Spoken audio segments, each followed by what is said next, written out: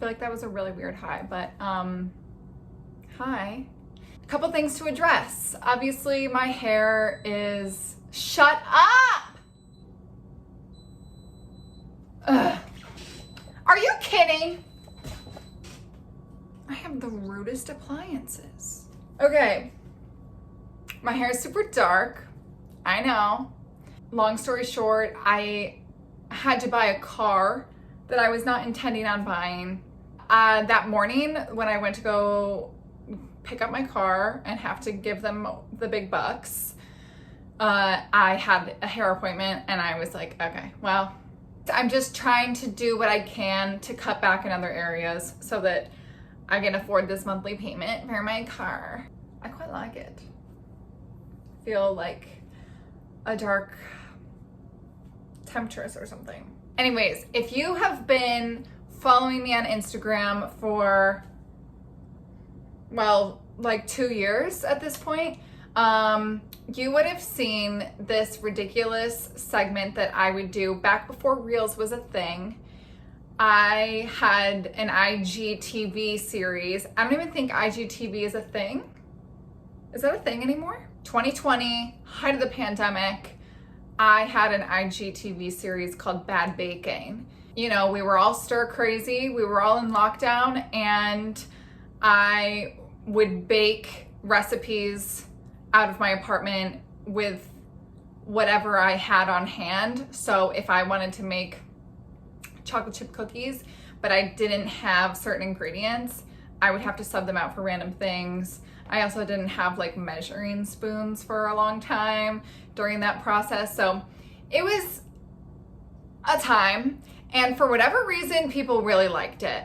And I decided to reward those people by putting a tiny segment in my YouTube videos starting today.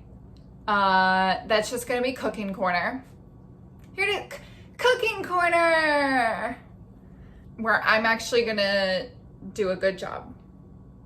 I'm gonna share recipes that I like, that I use all the time. And if you don't know me, hi, I'm Michelle, welcome.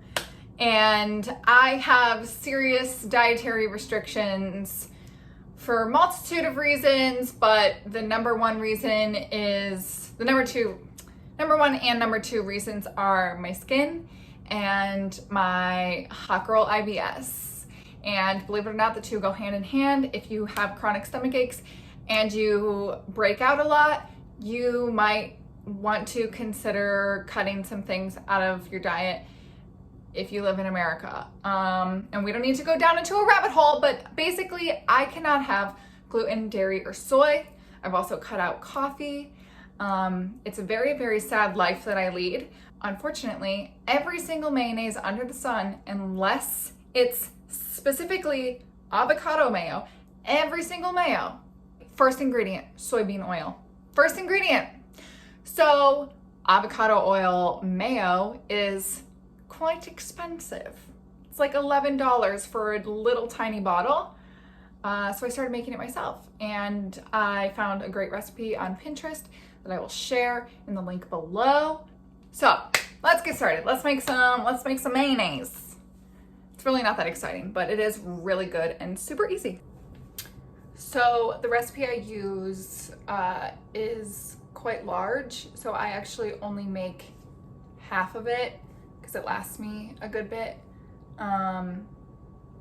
So yeah, I mean, you can make the whole recipe if you want to, but we're just gonna make half. It's not that intricate of a thing. A cup of avocado oil. It's still going. Okay, we're a little under. True bad baking style. I'm a little under, but ooh, and I just spilled some of it. Okay, guess what? It's gonna be okay. No guarantees, but I'm sure it'll be fine. 2 eggs, or 4 if you're doing it for the whole fam. Okay, so the recipe calls for 1.5 to 2 tablespoons of Dijon mustard. So I'm gonna do like a heaping tablespoon. That's cute. So then it's just a teaspoon, so half a teaspoon of pink Himalayan salt. And then it's like a quarter teaspoon of black pepper. So I just kind of go for it until I feel like it looks like an eighth. Or is it, whatever. My opinion, can never be too peppery.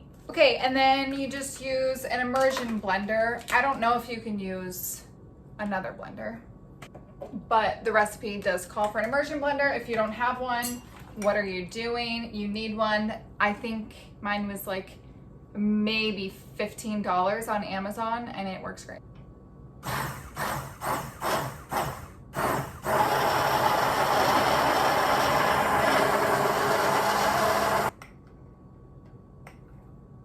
Would you look at that? Really creamy and really delicious.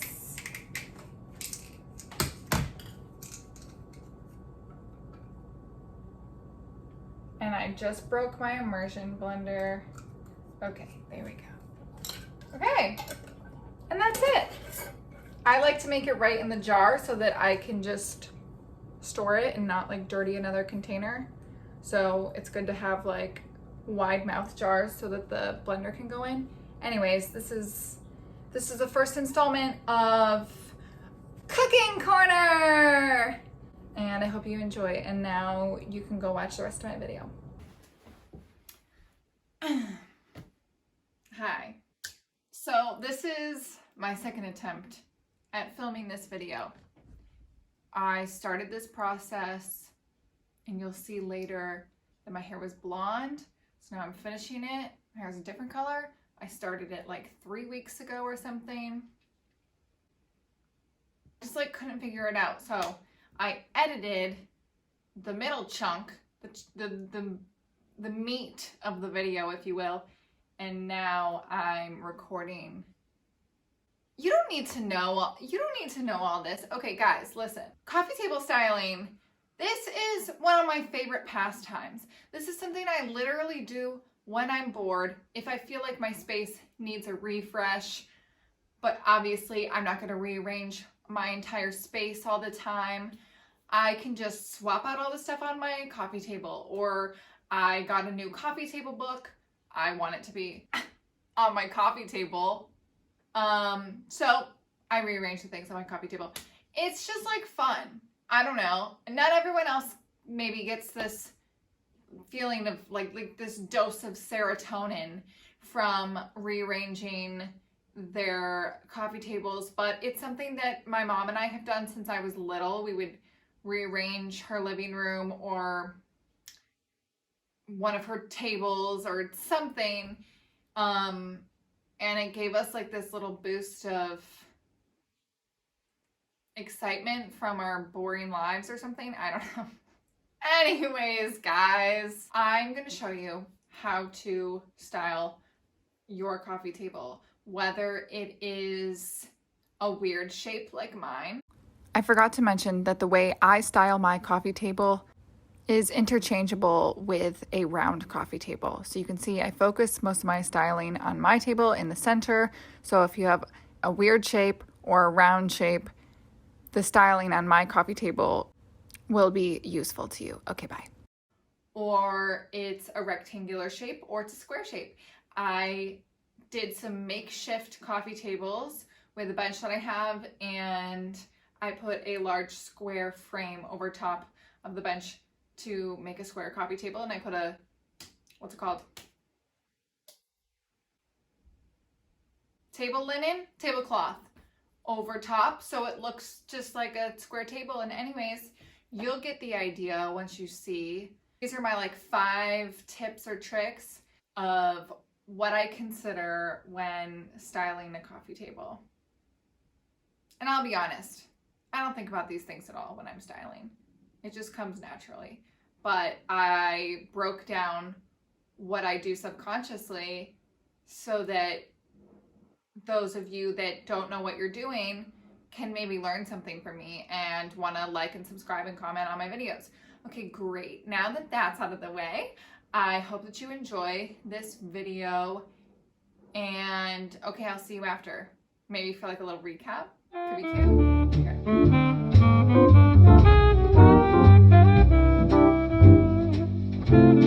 So when you're balancing texture on any surface, consider the material that your surface is. So in this first example, we have a lacquered table. We want to balance it out and bring in a little bit more earthiness. So as you can see, I realized that it's a bit too stark, so I add more wood to kind of ground the material a little bit. In this example, because it is a fabric surface, something to consider that would be nice would maybe be like some more glass, like a glass tray or even like a clear plastic tray to contrast the softness. But, you know, I do what I can with what I have. Pretending that this is a glass surface, we're bringing in more paper to kind of balance that out. Even though it is fabric, well, let's run with the fact that it's fabric. So we're balancing it out with more paper as the texture. We have some wood, some ceramic, and then you can see I could tell it's a bit too clunky, so I add the metal for a little bit more sharpness. And of course, adding flowers always adds texture.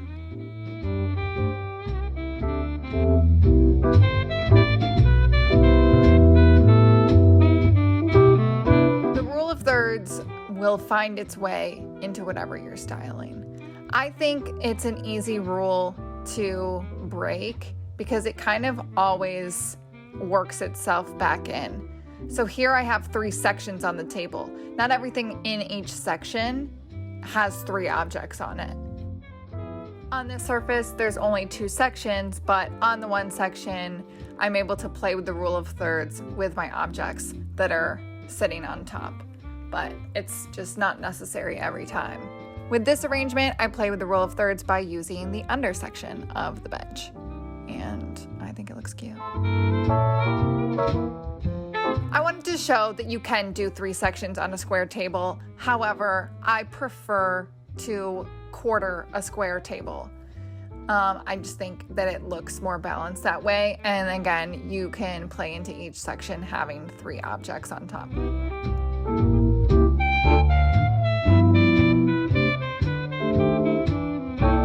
I prefer to style for what makes sense for my space.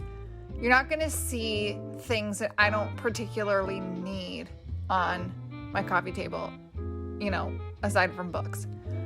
Each of these is kind of catered towards the candle guru.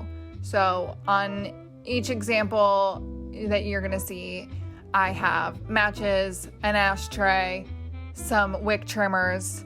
But if you're an avid book reader, maybe that's something you want to consider with your styling. Or if you're an avid tea drinker, maybe that's something you want to consider with your styling. So you drink a lot of tea, you have something that you can use as a spoon rest. You have something, you know, coasters, easily accessible. You're an avid reader. Maybe you have whatever books that you have on rotation on your coffee table. Or maybe you have some things that can act as bookmarks. So there's playing cards here and there's Polaroids.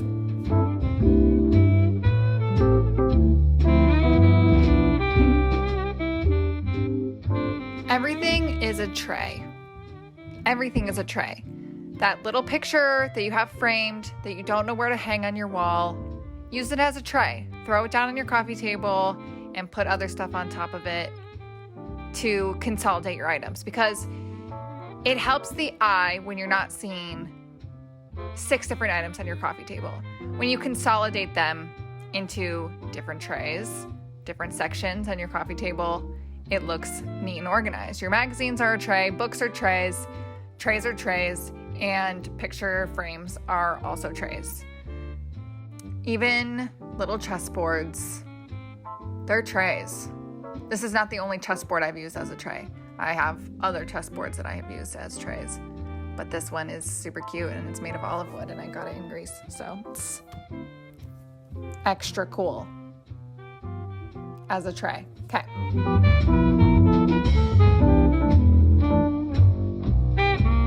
So playing with height to create different moments on your coffee table is important, but it's also important to consider that you don't want to block your vision across the room. So don't ever put anything too tall because it really blocks conversation from flowing.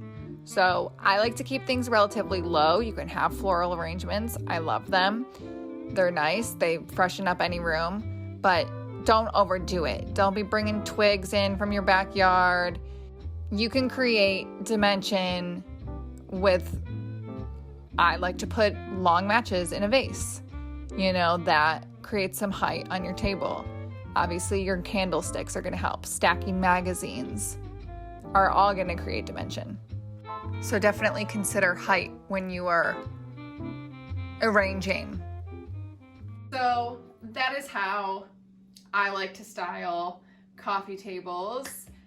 Let me know what you think. I think that this is kind of like an easy formula of things to consider when you're styling if you are not someone who just naturally feels like they know what they're doing.